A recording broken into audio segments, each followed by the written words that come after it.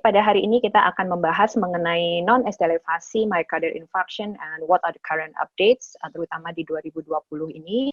Learning objective tadi sudah dibacakan oleh Dr. Sunaria, terutama saya akan fokus kepada tiga poin. Pertama, diagnosis, stratifikasi risiko, dan medical treatment.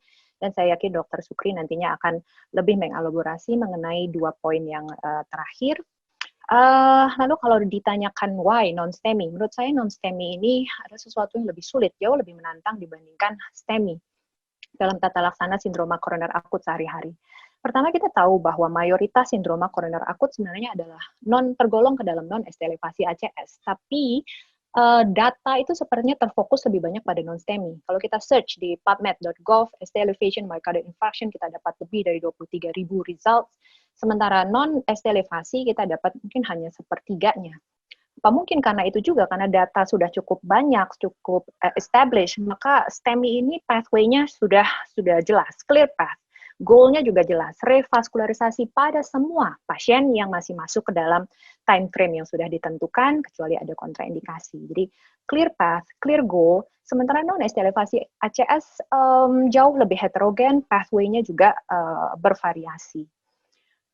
Karena pasiennya juga lebih heterogen, sehingga komorbiditasnya lebih banyak, pasiennya usianya cenderung lebih tua, resikonya juga lebih tinggi. Secara khusus kelompok pasien non-STEMI ini lebih sulit untuk ditata laksana. Semua guideline yang kita pakai saat ini, Eropa, Amerika, Kanada, Jepang, semua setuju bahwa tata laksana non-ST elevasi ACS ini ditekankan pada penggunaan early invasive strategy hanya in high risk group patient, dan rupanya high risk group ini cukup banyak berdasarkan kriteria guideline. Tapi real world registry ternyata adherence atau kepatuhan terhadap guideline ini jauh lebih rendah daripada diharapkan, dan sebagian besar pasien non-ST elevasi ACS akan ditata laksana secara konservatif. Ini adalah data di real world practice, data di rumah sakit saya, di Rumah Sakit Harapan Kita, 2015 dibandingkan dengan 2018-2019, kita lihat proporsi ACS-nya kurang lebih sama. STEMI 30-an 40%, unstable angina dan non-STEMI kurang lebih masing-masing 30-an persen. Tapi kita lihat angka revaskularisasinya. STEMI revaskularized lebih dari 50%, 65%. Sisanya yang tidak revaskularisasi, kebanyakan problemnya adalah late presenters. Namun non-STEMI dalam 3 tahun, angka revaskularisasi ini digolongkan revaskularisasi bila kita memilih jalur early angiography plus minus PCI atau urgency ABG. 2016 hanya sekitar 12%, 2019 naik sekitar hanya 19,4%.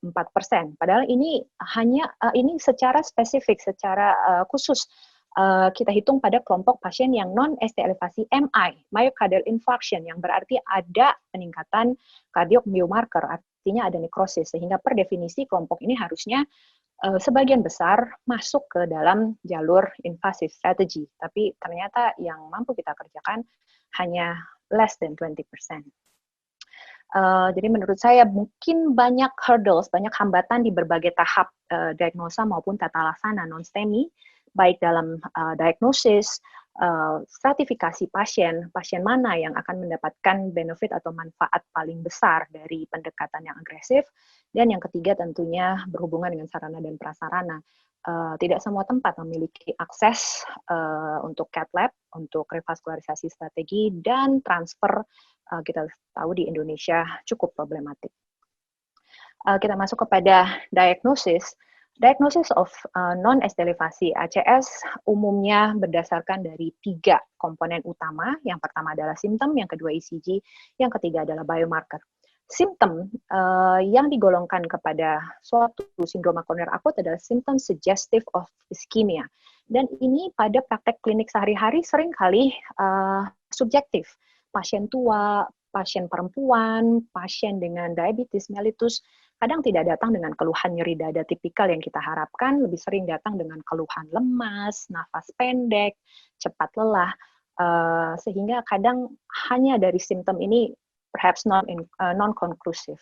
Kemudian ECG juga sama, nggak seperti STEMI yang clear cut, ada ST elevasi, oke, revaskularisasi. Kalau non-STEMI, EKG could be entirely normal, bisa sepenuhnya normal atau non-diagnostic. Sehingga seringkali diagnosis di praktek klinik sehari-hari bergantung sekali pada pemeriksaan biomarker, terutama troponin yang dianggap sebagai most objective measure. Tapi kita harus tahu bahwa pemeriksaan troponin ini memiliki banyak keterbatasan atau pitfalls. Jadi katakanlah ini ada 3 orang pasien dengan kadar HS troponin, high sensitivity troponin yang sama, 100 nanogram per liter.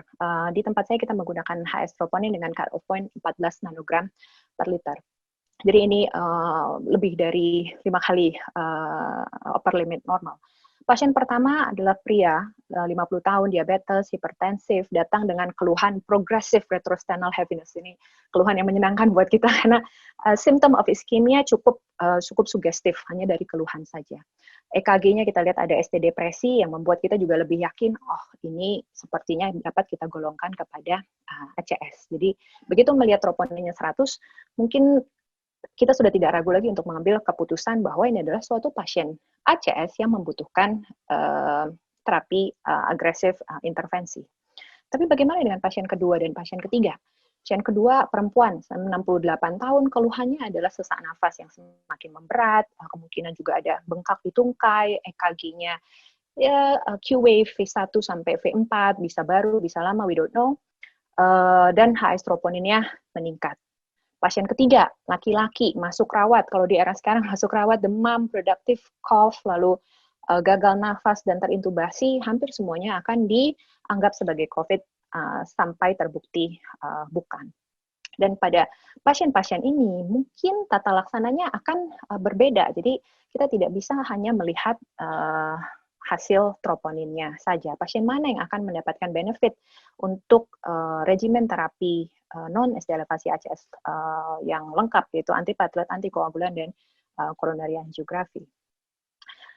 Untuk menjawab pertanyaan itulah, dikeluarkanlah definisi universal untuk myocardial infarction di suatu task force, suatu kelompok kerja yang merupakan kolaborasi antara European Society of Cardiology, American College of Cardiology, dan World Heart Federation itu bekerja sama untuk menyepakati sebuah konsensus mengenai definisi myocardial infarction. Yang update terbaru adalah update keempat, fourth universal definition, ini dikeluarkan tahun 2018 untuk menggantikan definisi sebelumnya tahun 2012.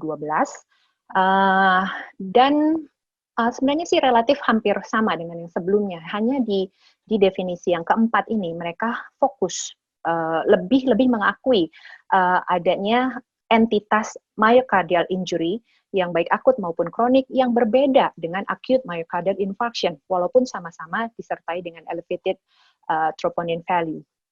Jadi jika kita menjumpai pasien dengan elevated cardiac troponin, maka bisa kita golongkan menjadi 3 kelompok, yaitu acute myocardial infarction, acute myocardial injury, atau chronic myocardial injury. Acute myocardial infarction, kalau troponinnya ada pola naik atau turun, disertai dengan gejala dan tanda iskemik akut. Sementara acute myocardial injury, ini troponinnya naik atau turun tapi tanpa tanda iskemi akut. Sementara kalau troponin levelnya stable, tidak ada pola naik ataupun turun, ini digolongkan sebagai chronic myocardial injury. Acute myocardial infarction juga kita tahu dibagi menjadi 2, yaitu type 1 yang merupakan patologi klasik ruptur plak atau erosi plak, dan type 2 yang disebabkan oleh imbalance antara supply dan demand oksigen. Perlu diperhatikan bahwa kelompok yang mendapatkan benefit dari early angiography dan revaskularisasi hanyalah type 1 yang dipicu oleh plaque rupture dan plaque erosion. Kelompok yang ini tidak. Jadi ini type 2 myocardial infarction secara konteks umumnya terjadi sekunder karena penyakit atau proses lain. Tapi main reason yang menyebabkan pasien datang umumnya adalah gejala iskemi. Tapi kalau ditelusuri lagi, iskeminya ini terjadi bukan karena ruptur atau erosi plak, tapi karena imbalance antara oxygen supply dan demand. Sementara ini yang tipe ketiga, myocardial injury, ini juga bisa disebabkan oleh banyak hal, anemia, hipoksia, hipotensi, ventricular arrhythmia, dan lain-lain. Perlu diingat bahwa type 2 MI dan acute myocardial injury ini kadang-kadang tumpang tindih, bisa disebabkan oleh hal yang sama. Tapi presentasi datang ke kitanya itu sebagai apa? Itu yang perlu kita perhatikan. Kalau presentasinya iskemi, maka dia akan masuk ke type 2 MI. Oke. Seperti yang sudah dikatakan ke Dr. Sunaria tadi, secara khusus kita di era COVID ini akan menghadapi masalah acute cardiac injury yang disebabkan oleh invasi virus. Jadi invasi COVID-19 ke dalam tubuh melalui sistem pernafasan, melalui mekanisme direct viral invasion ataupun melalui mekanisme proses imunologis, pasien-pasien COVID-19 ini akan mengalami berpotensi mengalami berbagai jenis komplikasi kardiak. Ini termasuk salah satu set data yang awal-awal dikeluarkan dari Wang et al., Wang dan kawan-kawan, ini di Wuhan, Cina. Mereka mendapatkan di subset pasien mereka, di cohort pasien mereka, acute cardiac injury itu sekitar 7%. Tapi jika terjadi ini berhubungan dengan severitas penyakit yang lebih berat. Pada studi-studi yang lebih baru di Amerika maupun di Eropa, proporsi acute cardiac injury pada pasien dengan COVID-19 itu could be as high as 30-40%, dan kalau terjadi itu angka kematiannya hampir setengahnya. Jadi pasien yang dirawat dengan COVID-19 yang mengalami acute cardiac injury selama perawatan, mortality-nya 40-50%, jadi sangat tinggi. Dan inilah yang membuat European Society of Cardiology itu memberikan sedikit panduan, sedikit guidance untuk the diagnosis and management of cardiovascular disease during COVID-19 pandemic, khusus untuk interpretasi of elevated cardiac biomarkers in COVID-19 patient. Jadi yang pertama yang mesti diingat adalah pasien dengan COVID-19, peningkatan ringan, mild elevation in cardiac troponin, secara umum bisa disebabkan oleh pre-existing cardiac disease atau acute injury dan stres yang berhubungan dengan kondisi infeksi. Sehingga jika pasien tidak ada keluhan yang sugestif iskemia, elevasi ringan kurang dari 3 kali upper limit normal tidak membutuhkan baik workup maupun treatment untuk suatu MI. Dan in patient with COVID-19, seperti juga pada pasien-pasien lain dengan pneumonia, cardiac troponin tidak harus diperiksa pada semua pasien, tapi secara spesifik jika klinisi atau dokter yang memegang itu curiga bahwa pada pasien ini sedang terjadi proses MI, baik dari keluhan maupun yang mungkin bisa dilihat pada critically ill patient adalah new onset LV dysfunction. Tapi sekali lagi ini bisa disebabkan oleh macam-macam hal, sepsis, inflamasi sistemik akan juga dapat menimbulkan new onset LV dysfunction, karena itu butuh penilaian klinis yang tajam pada hal ini. Kembali lagi kepada non-STEMI secara general, kalau tadi STEMI message-nya adalah revaskularisasi, maka non-ST elevasi ACS message-nya adalah risk stratification, stratifikasi resiko. Stratifikasi resiko selayaknya dikerjakan pada semua pasien dengan non-ST elevasi ACS, baik stratifikasi resiko iskemik maupun stratifikasi resiko perdarahan. Untuk risiko iskemik kita menggunakan kombinasi parameter klinis seperti misalnya sifat nyeri dadanya berulang atau tidak, respon terhadap anti iskemik yang diberikan, dan dikombinasikan dengan risk score, scoring untuk resiko. Yang umum direkomendasikan adalah GRACE atau TIMI. GRACE dan TIMI dua-duanya bisa dipakai. Guideline merekomendasikan keduanya, namun dari berbagai data validasi, GRACE memiliki kemampuan diskriminatif yang sedikit lebih baik daripada TIMI, sehingga kalau memungkinkan pakailah GRACE. Untuk bleeding risk bisa dipakai Crusade atau Acuity, dan Crusade juga dari data validasi memiliki kemampuan diskriminatif yang lebih baik, sehingga kalau bisa pakai Crusade ya pakai Crusade. Pada ischemic risk assessment, pasien dengan non-ST elevasi ACS dapat digolongkan menjadi 4 kelompok, yaitu very high, sangat tinggi, terus high, intermediate, dan low risk. Very high, kita lihat di sini, ditandai dengan adanya instabilitas hemodinamik atau shock cardiogenic, kemudian nyeri dada yang berulang atau nggak hilang-hilang dengan terapi anti-iskemik, lalu adanya aritmia atau cardiac arrest, adanya komplikasi mekanik, adanya akut heart failure. Nah, secara spesifik akut heart failure ini saya temui di lapangan sering membingungkan buat kita karena kita nggak tahu apakah akut heart failure ini terjadi sebagai akibat suatu proses ongoing iskemi atau akut heart failure ini menyebabkan chronic elevation of cardiac troponin sehingga pasien akhirnya kita golongkan sebagai myocardial infarction padahal pasiennya sebenarnya adalah myocardial injury. Jadi akut heart failure di sini kadang-kadang problematik. Lalu parameter lain yang juga kita golongkan sebagai kriteria sangat tinggi dari high risk adalah recurrent dynamic STT changes, terutama jika disertai dengan intermittent ST elevation. Jadi kalau ada satu aja dari 6 kriteria ini kita masukkan ke very high risk. Kelompok yang high risk adalah jika ada rise or fall, jadi ada pola naik dan turun cardiac troponin yang sesuai dengan suatu myocardial infarction, lalu adanya dynamic ST or T wave changes, baik simptomatik atau silent. Jadi apakah perubahan dinamis itu terjadi saat pasien ada keluhan atau pasien tidak ada keluhan, ini sama aja, kita anggap sebagai kriteria high risk. Dan grace risk lebih dari 140. Sementara intermediate risk kriteria bisa dilihat di sini, diabetes, renal insufficiency, disfungsi sistolik ventricle kiri atau gagal jantung kongestif, angina post-infarct, riwayat PCI ataupun CABG sebelumnya, dan grace risk yang intermediate antara 110 sampai 139. Dan low risk kalau tidak memenuhi satu pun dari kriteria di atas. Nah, ini adalah grace score yang sering kita pakai. Grace score ini ada 2 poin yang dikeluarkan oleh Grace score, Grace calculator, dan kita harus hati-hati jangan kebalik. Jadi Grace itu menghitung in-hospital mortality atau 6-month post-discharge mortality. Yang kita pakai untuk stratifikasi yang ini nih, high risk ataupun intermediate risk, adalah yang in-hospital mortality.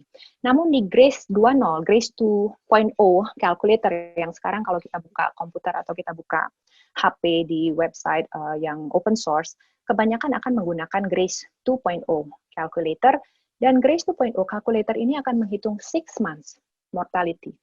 Jadi kalau kita melihat dengan ini saya pakai yang dari saya tampilkan ya dari MD Calc, cukup umum dipakai. Jadi kalau kita menghitung grace risk pada pasien kita dan mendapatkan angka 131, ini jangan dianggap jatuh ke intermediate risk. Karena ini adalah 6 months mortality, 6 months mortality di atas 119 ini terhitung high. Jadi kalau mau menghitung in-hospital mortality, kita harus menghitung kembali ke website aslinya, ada Grace 1.0 calculator. Tapi kalau enggak, kita juga bisa melihat ininya, persentasenya, probability of death. Kalau di atas 8% ini tinggi untuk 6 months, kalau di atas 3% ini tinggi untuk in-hospital mortality. Kemudian kalau untuk bleeding risk, umumnya kita menggunakan Crusade risk score. Crusade ada 1, 2, 3, 4, 5, 6, 7, 8 variabel. Dan Crusade ini mengestimasi resiko terjadinya perdarahan mayor selama dalam perawatan. Digolongkan tinggi kalau resikonya terjadinya perdarahan lebih secara kasar lebih dari 10%. Sehingga biasanya kita hitung kalau Crusade-nya di atas 40, maka kita anggap high risk for bleeding. Dari profil resiko tadilah kita akan menentukan strategi tata laksana pasien kita. Kalau pasiennya very high risk, maka kita upayakan immediate invasif kurang dari 2 jam. Kalau high risk early invasif kurang dari 24 jam. Dan kalau intermediate risk invasif kurang dari 72 jam. Saya yakin Dr. Sukri akan nanti mengelaborasi lebih lanjut. Yang mau saya highlight di sini adalah ada perubahan stratifikasi risiko antara era pre, yang slide yang ini, dan era post-COVID. Jika saat era pre, intermediate risk itu akan masuk ke invasive strategy. Namun di era post-COVID-19, sepertinya kita memilih untuk sedikit lebih konservatif karena ada resiko inherent yang terlibat. jika pasien ini COVID-19 dan tidak kita perlakukan sesuai dengan seharusnya. Sehingga untuk sebelum kita menegakkan diagnosa COVID-19, umumnya sarannya adalah sedikit lebih konservatif. Jadi intermediate risk disarankan untuk non-invasive testing.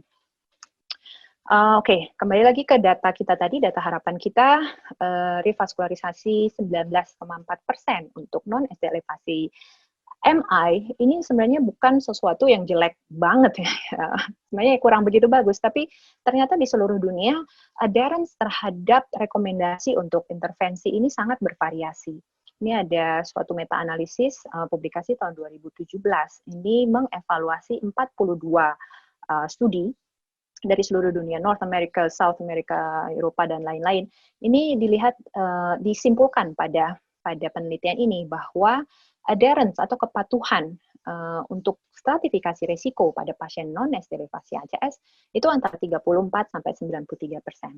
Sementara adherence untuk melakukan coronary angiography in indicated patient, jadi high risk atas, itu jauh sekali, range-nya antara 16 sampai 95,8%. Jadi this is real world practice. Dan perlu diperhatikan bahwa higher adherence were associated with lower mortality. Jadi sepertinya memang kita harus mengejar ke sana, strategi invasif ini harus kita perbaiki ke depannya. Studi ini juga berhasil menyimpulkan, cukup menarik buat saya, bahwa rupanya rumah sakit atau klinisi lebih patuh pada guideline jika satu, ras Caucasia, ini mungkin saya nggak tahu North America atau Eropa, negara-negara multiras, kalau Anda Caucasia rupanya Anda lebih mungkin untuk dilakukan tindakan coronary angio. Dan juga jika Anda hipertensi, hiperkolesterolemi, recent smoker, positive cardiac markers, atau ada transient ST elevation or ST depression. Tapi jika Anda memiliki satu dari poin ini, maka sepertinya kemungkinan Anda untuk dilakukan coronary angiography lebih rendah, yaitu jika Anda usianya lebih tua, Anda perempuan, high heart rate, ada chronic or acute heart failure, kidney failure, dan high Gray score. Jadi ini sebenarnya ada treatment paradox. Kita tahu bahwa kelompok ini adalah kelompok yang resiko iskemik lebih tinggi, risiko bleedingnya juga lebih tinggi. Sehingga pada kelompok ini, akhirnya pada real world registry, lower adherence untuk dilakukan tindakan coronary angiography. Dan masalah terakhir tentunya adalah akses. Ini data dari PICI 2019, ada 292 cath lab di Indonesia tersebar di 250 rumah sakit, tapi tentunya penyebaran ini sangat terkonsentrasi di kota-kota besar, sehingga kalau Anda seorang pasien tinggal di kota kecil, bukan ibu kota provinsi, akses Anda untuk intervention terapi mungkin sekali sulit, sehingga mungkin akan lebih banyak ditata laksana secara medical treatment. Implikasi untuk populasi kita, tadi yang pertama, a significant number of our non-STEMI patient, jadi sejumlah besar pasien kita dengan non-STEMI, yang walaupun profil resikonya tinggi, akan berakhir mendapatkan conservative management. Kemudian prompt diagnosis, jadi diagnosis yang cepat dan stratifikasi resiko yang sesuai juga mungkin suboptimal karena keterbatasan ketersediaan high sensitive troponin assay. Jadi hampir semua guideline sekarang menyarankan penggunaan high sensitive troponin assay, tidak lagi point of care troponin, tapi yaitu tadi ketersediaannya mungkin terbatas di beberapa area. Dan antiplatelet, antikoagulan, dan anti-ischemic treatment harus dioptimalkan pada kelompok pasien yang mendapatkan medical treatment. Yang pertama, medical treatment adalah antikoagulan strategi. Guideline menyarankan ini dari European Guideline for Non-ST elevasi ACS terakhir keluar 2015. Ini yang kita adaptasi di PERCI sebagai panduan kerja sindroma koroner akut. Ini kita keluarkan tahun 2018. Basically kita mengadaptasi European Guidelines ini. Yang pertama rekomendasinya adalah satu, antikoagulan parenteral itu direkomendasikan untuk diberikan saat diagnosis ditegakkan sesuai dengan risiko iskemik maupun risiko perdarahan. Jadi antikoagulan diberikan kalau bisa di UGD saat diagnosisnya tegak, bukan setelah pasiennya pindah ke ICU, ICVCU ataupun HCU. Lalu rekomendasi yang berikutnya adalah Fondaparinux, merupakan antikoagulan yang paling direkomendasikan karena memiliki profil efficacy safety yang paling baik. Jadi fondaparinux ini dapat diberikan regardless of management strategi. Jadi mau kita mau konservatif, mau invasif, fondaparinux dapat diberikan sebagai pilihan utama.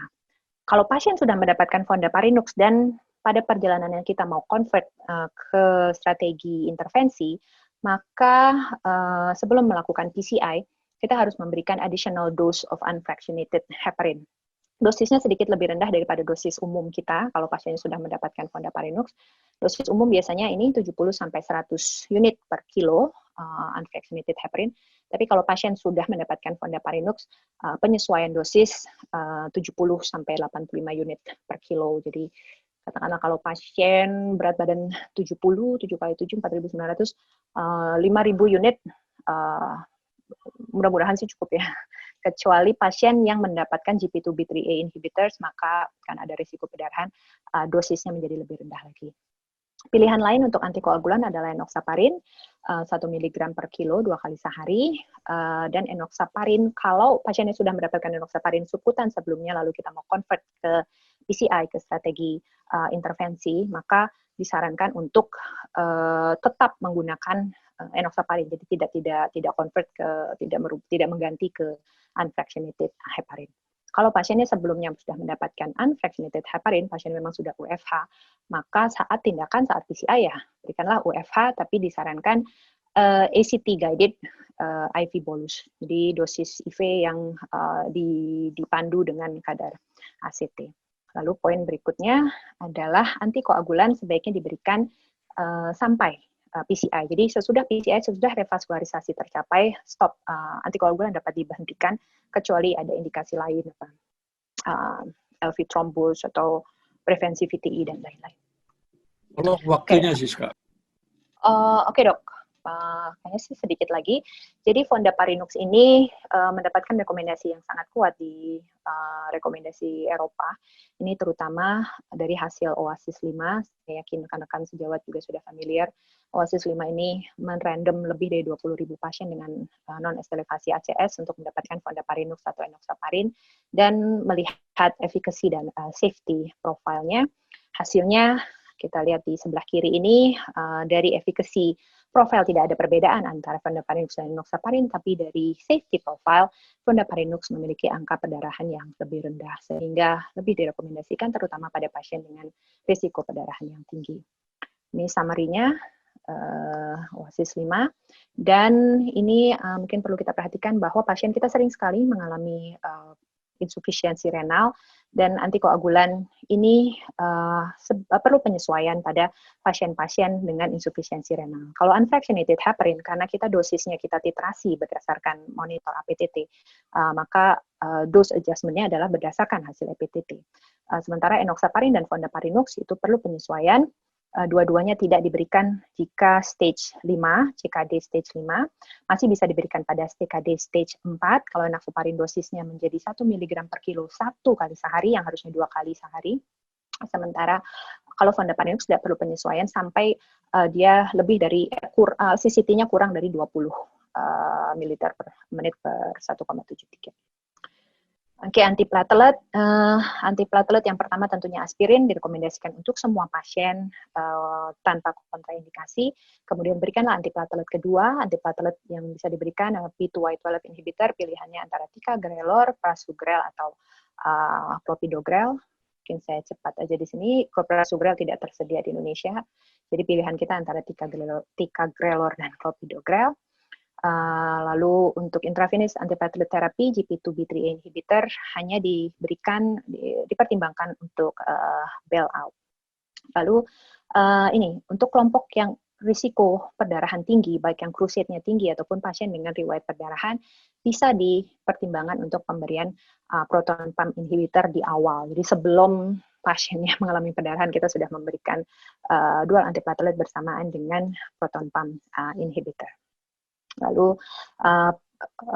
durasi antiplatelet juga bisa disesuaikan jika pasiennya kita anggap risiko perdarahan tinggi, maka mungkin bisa shorter duration antara 3 sampai 6 bulan. Suggested strategies to reduce bleeding risk ini related to PCI. Saya pikir mungkin Dr. Sukri akan lebih banyak mengelaborasi mengenai hal ini, sehingga saya lanjut ke penutup take home message bahwa stratifikasi risiko adalah cornerstone dari tata laksana non-estelevasi ACS. Risiko iskemik dan risiko perdarahan sebaiknya dinilai pada semua pasien sehingga kita bisa membuat rencana untuk strategi apa yang akan kita pilih untuk pasien kita.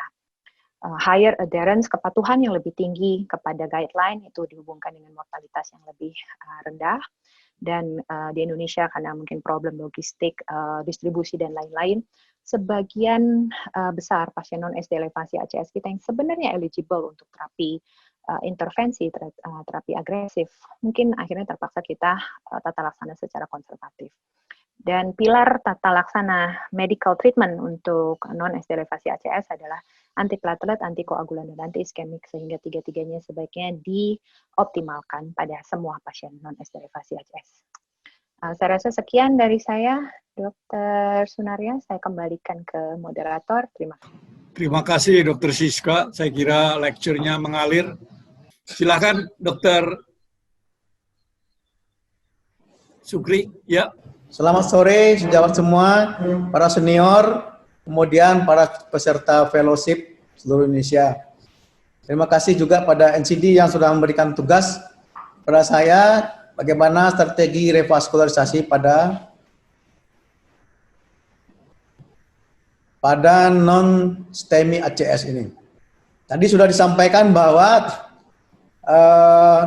40% pasien dengan non-STEMI ini itu dengan chronic occluded multivessel, kemudian ada 25% dengan akut occluded ya atau trombus akut, sisanya yang plak yang signifikan.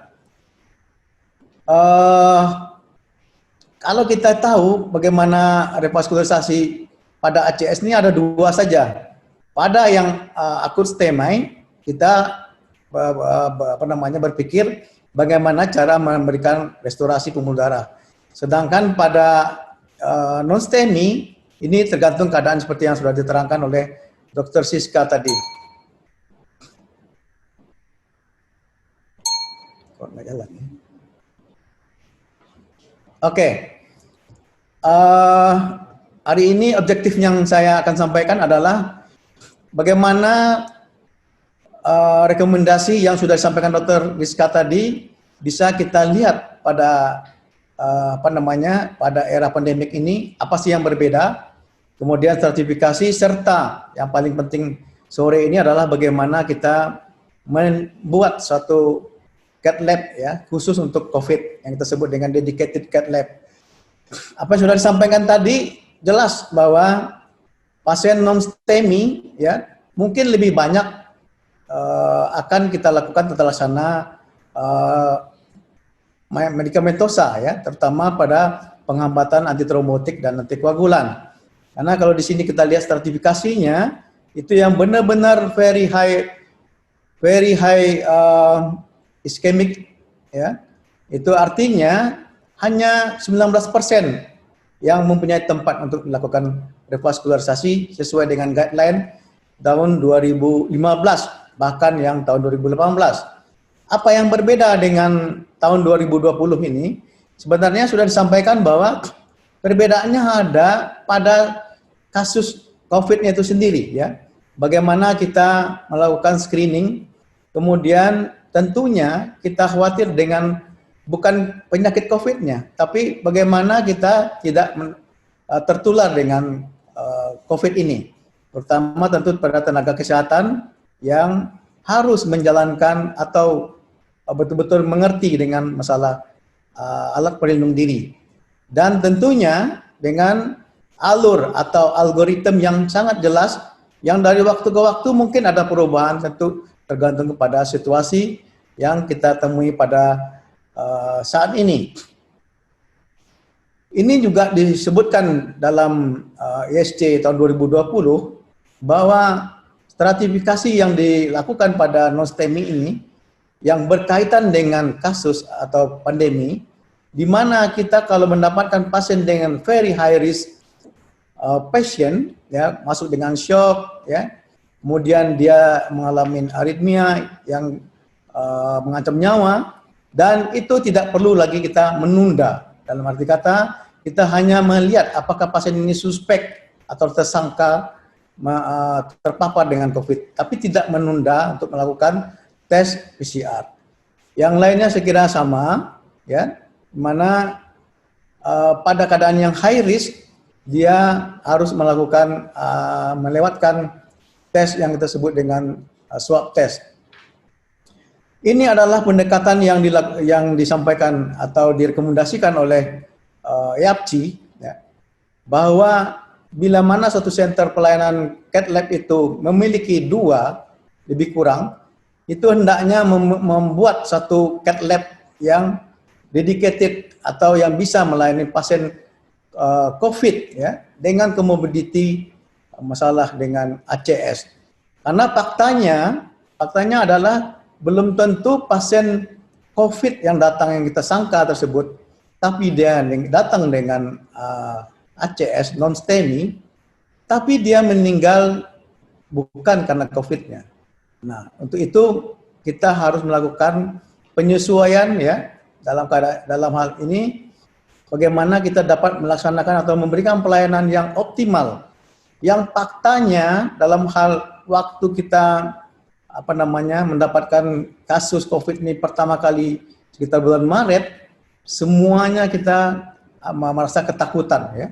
Ketakutan sehingga tata laksana pasien ACS ini, terutama yang non-STEMI, ya baik pun STEMI, itu kita hanya melakukan terapi konservatif dengan obat.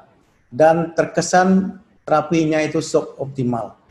Kemudian yang paling penting lagi adalah menetapkan alur ya. Karena kalau kita lihat di berbagai negara, bahkan di Indonesia sendiri, itu alur ini bisa saja berubah dari waktu ke waktu. Itu dilihat dari seberapa banyak ya masalah COVID ini atau kesiapan dari rumah sakit. Tentunya terutama terhadap tenaga kesehatan yang langsung melayani. Dan tentu dalam hal ini semua tenaga kesehatan yang terlibat dalam penanganan pasien COVID dengan comorbidity ACS atau non-STEMI ini benar-benar paham ya bagaimana cara memakai dan melepaskan alat pelindung diri. Nah, ini ada rekomendasi dari EAPCI bahwa pada ACS non-STEMI ini kita benar-benar bisa memperhatikan ya, terutama pemberian obat yang berhubungan dengan obat-obat antiviral. Yang terakhir yang kita kenal dengan remdesivir itu memiliki interaksi ya beberapa dengan obat-obat anti trombotik yang kita pakai, bahkan antikoagulan oral mungkin ya. Itu memberikan efek potensiasi ya. Tadi sudah disampaikan mungkin akan memiliki efek samping, bisa jadi perdarahan yang berbeda daripada pasien tanpa COVID atau pasien yang tidak mendapatkan obat-obat antiviral. Demikian juga kalau pasien ini memang akan kita rencanakan akan menjalankan invasif strategi, maka yang penting di sini adalah secepat mungkin kita melakukan tindakan. Dalam arti kata, kita akan memikirkan bahwa kita tidak terlalu lama berkontak dengan pasien ini. Jadi setiap konfirmasi lesi yang kita dapatkan, ya seperti misalnya lesinya mungkin hanya trombus saja, kemudian dengan multiple bahkan lesi yang lebih kompleks, tentu pilihannya adalah akan kita lihat nanti apa yang direkomendasikan oleh guideline yang ada ya. Yang kita lihat di sini bahwa akses yang kita lakukan yang sudah direkomendasikan oleh guideline Myocardial Revascularization tahun 2018 bahwa akses radial itu lebih disukai. Tapi dalam hal ini tentu kita melihat seberapa cepat kita melakukan akses radial. Tentu kita akan berpikir. Dalam pengalaman kita sehari rekomendasinya, akses yang direkomendasikan itu memakai radial akses, tapi mengingat kita waktu kontak dengan pasiennya jangan terlalu berlama-lama, tentu ini berkaitan dengan seberapa cepat kita bisa melakukannya dengan radial akses.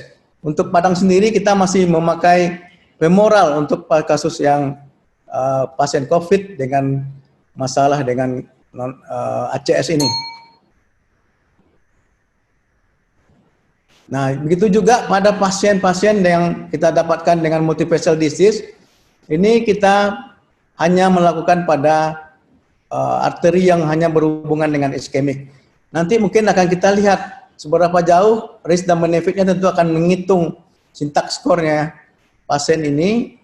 Apakah kita akan melakukan PCI staging ya, kemudian baru kita lakukan tindakan revaskulasi dengan CABG. Nah, seperti yang disampaikan di sini juga bahwa lesi dengan bifurcation case kita hanya melakukan one stent strategy, yang mana kita melakukan lesi pada main vesselnya saja, sedangkan cabangnya kita hanya lakukan POBA. Nah, tadi seperti yang sudah disampaikan oleh Dr. Siska, jadi sudah kita menentukan stratifikasi risiko di IGD tentunya. Kalau pasien memang masuk dengan very high risk, kita langsung saja mengirim pasien ini ke kamar CAT. Tentunya kita melakukan screening yang lebih ketat sebelum kita mengirim pasien ke kamar CAT. Kemudian begitu juga pasien dengan risiko tinggi, ya. Pasien dengan risiko tinggi, bedanya mungkin kita masih bisa punya waktu untuk melakukan stabilisasi pada pasien dan kita melakukan tes terhadap COVID. Setelah itu baru kita lakukan mungkin dalam waktu 24 jam. Nah, ini alur atau algoritma yang juga direkomendasikan bahwa sama ya dengan yang apa dilakukan dimanapun center atau sesuai dengan sertifikasi yang dilakukan. Nah, ini yang kita lakukan seperti juga dilakukan oleh harapan kita. Tapi kita lihat di sini bahwa terjadi perubahan-perubahan yang mendasar, terutama setelah PSBB ini berakhir sejak tanggal 16 Juni kemarin, maka kita sedikit longgar, tidak terlalu ketat melakukan penanganan pada pasien yang kita lakukan atau kita tindak di kamar CAT. Kalau kita lihat di sini, pasien-pasien yang dengan very high risk tersebut, langsung kita masukkan ke kamar CAT, kemudian kita lakukan tindakan, dan setelah itu kita taruh di tempat zona kuning, di sanalah kita swab. Baru kita tentukan di mana dia akan dirawat. Nah, ini penting kita ketahui bahwa update sampai tanggal 24 Juli kemarin, ternyata pandemi ini nampaknya belum akan berakhir. Dan kita lihat di sini, ya, perbedaan satu hari saja ada penambahan 1000. Kemudian kita lihat di sini, khususnya di tempat saya di Sumatera Barat, dalam beberapa hari belakangan dia sudah hijau, kemudian menjadi kuning. Itu tandanya bahwa penyakit ini tidak bisa arti kata orang yang datang dan pergi ke suatu daerah itu sejak PSBB ini sudah dibatalkan atau ditutup dan diganti dengan yang kita sebut dengan new normal, justru ini yang kita harus waspadai. Kenapa? Karena kita lihat berapa tenaga kesehatan kita yang meninggal. Dokter, 65 lebih kurang telah meninggal, terutama dokter yang bekerja di garda depan, kemudian juga perawat. Tentu dalam hal ini kita melihat bahwa setiap penanganan COVID, yang paling penting bukan hanya menangani COVID itu saja, tapi itu jelas ya, pasien dengan pneumonia tetap ditangani oleh sejawat kita dari paru, tapi masalah komorbidnya dengan non-STEMI very high risk kita bisa tanganin, tapi benar-benar kita melakukan perlindungan terhadap diri kita dan juga tentu kita tidak melakukan penularan kepada orang lain. Ini kalau kita lihat apa yang kita sudah kerjakan di Jamil, ya. Kita lihat per April itu elektif semuanya sudah kita tutup. Karena kita lihat ini semakin lama semakin banyak pasien dengan COVID datang. Kemudian tindakan emergensi yang ACS, terutama yang STEMI hanya kita lakukan fibrinolytik, kemudian yang non STEMI kita lakukan stabilisasi saja. Tapi sejak kita ketahui bahwa faktanya pasien yang dirawat tersebut yang disangka dengan COVID, hasil tesnya hanya 1,4% yang positif. Dan dalam hal inilah makanya kita berubah dalam arti kata tata laksana atau alur bahwa pasien dengan COVID ini datang dengan komoditi dengan ACS yang perlu kita tindak, justru dia negatif dan dia mendapatkan terapi yang suboptimal. Sejak itu kita berubah dalam penanganan. Kemudian sejak bulan Mei sudah mulai kita lihat bahwa pasien dengan tes PCR negatif langsung kita lakukan invasif terapi strategi ya untuk pasien-pasien yang sudah fibrinolytik, begitu juga pasien dengan non STEMI yang kita katakan tadi sebagai high risk dengan GRACE score 140, tapi sudah kita maksimalkan obat-obat anti trombotik ya, anti iskemiknya, pasien masih dalam keadaan chest pain, dan itulah yang kita lakukan tindakan di kamar CAT.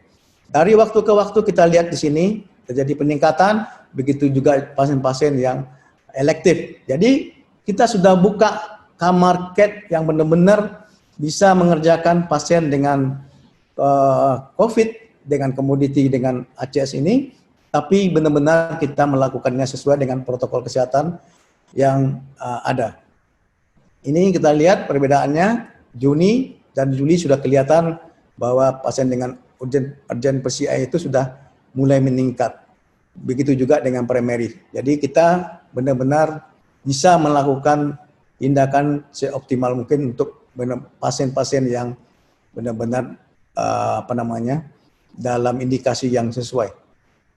Dan terakhir mungkin saya akan coba ya mencari literatur di beberapa center pelayanan kamar CAT di seluruh dunia, dan salah satu rekomendasinya mungkin kita bisa pakai ya, tentunya mungkin tidak seluruhnya. Di sini kita akan melakukan modifikasi yang kira-kira yang bisa kita lakukan.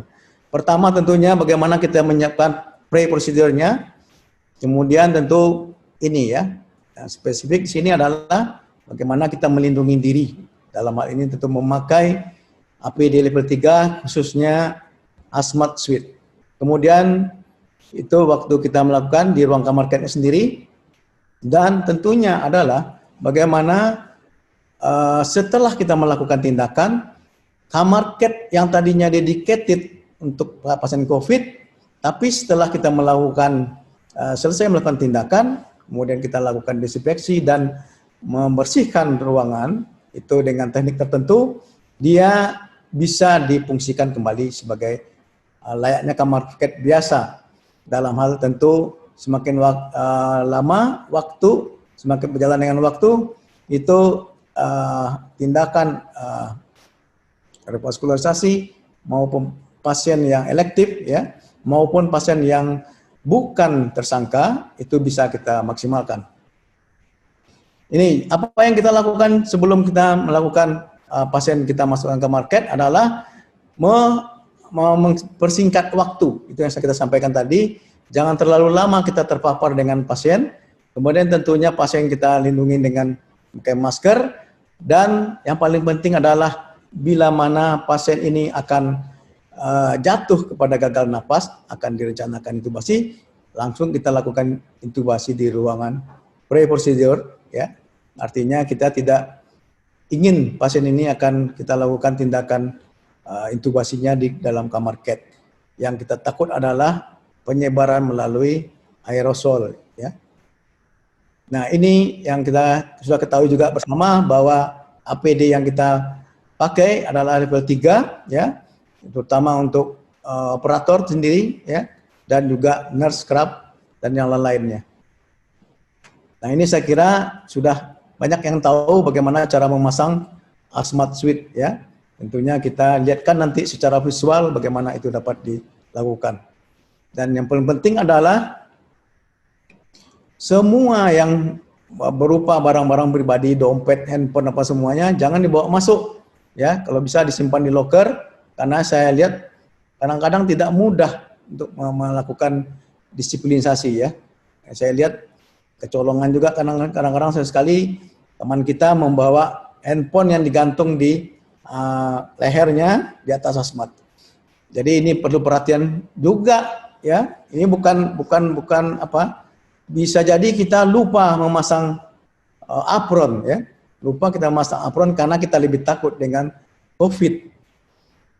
Padahal kita tahu di dalam market itu ada 3 perlindungan yang harusnya pada masa pandemik yang kita pikirkan. Satu adalah perlindungan terhadap radiasi, yang kedua terhadap virus, dan tentu yang ketiga terhadap bahan-bahan kimia nanti yang kita akan pakai. Nah, ini celah prosedur. Apa yang kita lakukan yaitu membersihkan, disinfeksi semua bahan luar yang terkontak dengan pasien, terutama gaun, ya, hazmat suit, kemudian kita punya Google, sepatu, bahkan glove atau handscoon yang kita pakai. Dan itu tentunya ada spesial ruangan ya, ruangan yang kita buat sendiri supaya jangan virus ini bisa menyebar keluar. Kemudian kita melakukannya sesuai dengan protokol yang kita sudah buat. Ini saya singkat aja apa yang dilakukan di ruangan inspeksi ini ya, itu melakukan doffing, kemudian melepaskan semua yang terpapar bagian dari luar pakaian kita ya, seperti ini. Kemudian ini masing-masing yang kita sudah lepaskan kita buat kantong spesial yang kita label dengan tempat COVID. Dan ini doffing sendiri ya, agak sedikit perlu perhatian di sini karena saya lihat ini bukan satu hal yang mudah kalau kita tidak berlatih. Kadang-kadang kita lupa tangan kita yang kita buka tadi pada lapisan yang terluar, lupa kita mencucinya sehingga kita sudah memegang bagian dalam. Secara tidak langsung tentu kita membuat paparan pada yang di dalam, dan yang paling kita riskankan adalah tentu di daerah yang berdekatan dengan mulut dan hidung ya, yang kita tahu bahwa inilah tempat entry dari virus itu sendiri. Jadi bagaimana dia dilepaskan? Kalau memang kita tidak mempunyai ruangan spesifik yang kita sebut dengan anteroom, itu bisa direkomendasikan di ruangan prosedural itu sendiri, di ruang kamar CAT, di mana para pasiennya sudah keluar, jadi kita dapat melepaskan di sana. Tapi sebaiknya itu dilepaskan di ruangan khusus yang kita sebut dengan ruangan anteroom atau ruang yang kita beri sekat tersendiri. Seperti ini. Jadi kalau kita memang tidak bisa memakai atau membuat setting kamar CAT itu persis seperti apa yang dibuat oleh teman-teman kita yang di luar, itu anteroom itu benar-benar difungsikan sebagai tempat melepaskan APD kita. Tapi inilah kita mungkin meng-create sedikit perbedaannya, di mana anteroom itu hanya melepaskan apron, masker N95, kemudian sarung tangan kita yang pertama kali yang kita pakai. Dan ini di dalamnya, kemudian di ruangan lainnya, ya, setting yang ada di tempat kita, kira-kira seperti ini. Kemudian yang terakhir adalah semua pakaian yang kita pakai, ya, kemudian kita mandi, itu kita lepas di kamar mandi, dan itu kita ganti dengan yang baru, kita keluar dari kamar tempat yang hijau. Dan ini adalah disinfeksi dan cara membersihkan kamar CAT. Itu kita tahu semua obat-obat yang direkomendasikan ya, terutama etil alkohol 70% untuk tangan ya. Kemudian sodium hipochlorite yang bisa disemprotkan. Ada beberapa lagi yang direkomendasikan, terutama yang kita pakai itu H2O, hidroperoksida yang sudah diencerkan ya sekitar 1,5 sampai 3%, dan ini kita pakai di ruangan kita sebut tadi shower ya, disinfeksi shower, yang gunanya adalah mengeradikasi virus-virus yang melengket di bagian luar dari pakaian kita. Setelah itu baru kita melepaskan yang lain-lainnya. Demikian juga untuk penyemprot ya, ini adalah disinfektan yang dipakai untuk menyemprot ruangan, seluruh ruang kamar CAT. Kemudian bagaimana melap juga ya, itu direkomendasikan bagaimana cara mengelap kamar CAT itu sendiri. Nah, ini kira-kira jadi yang saya simpulkan pada sore ini adalah semua rekomendasi ya untuk penata laksanaan non-STEMI ya, seperti yang sudah disampaikan oleh Dr. Siska, itu memaksimalkan memberikan obat antitrombotik, anti-iskemik, ya, mungkin dipertimbangkan dan sedikit konservatif pada zaman pandemik ini, tapi kalau kita lihat rekomendasinya berdasar guideline itu relatif sama. Yang membedakannya karena hanya ada COVID ini aja. Kemudian tentu harus ada spesial, ya, manajemen khusus untuk COVID-nya sendiri, dan yang paling penting adalah bagaimana kita tidak tertular. Tentunya juga teman-teman kita juga yang lain juga jangan tertular karena kita tidak malah memperlakukan PD kita dengan baik. Tentu terakhir adalah bagaimana kita membuat atau mendedikasikan satu kamar care kita untuk melakukan tindakan COVID-19 dengan comorbidity non-STEMI atau STEMI, ya, pada pasien ACS, sehingga benar-benar kita dapat melakukan pengobatan terapi invasif ini untuk pasien-pasien kita, terutama pasien dengan ACS. Saya kira akan saya tunjukkan bagaimana apa yang kita lakukan di Jamil.